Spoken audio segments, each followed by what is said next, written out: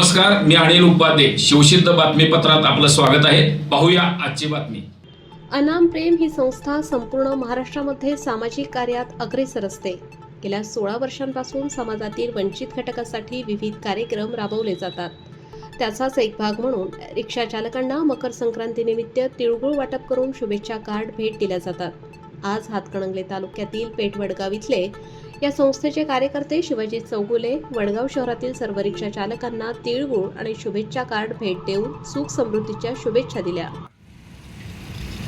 माझं नाव शिवाजी चौगुले. अनाम प्रेम या सामाजिक परिवाराच्या वतीने समाजाची सेवा करणारे तसेच समाजापासून जे वंचित उपेक्षित घटक आहेत त्यांची सेवा करणे हे अनाम प्रेमचं काम आहे.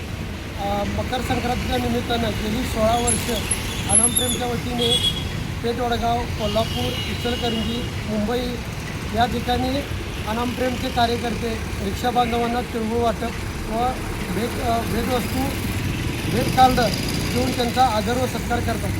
हा उपक्रम गेली 16 वर्षे चालू आहे.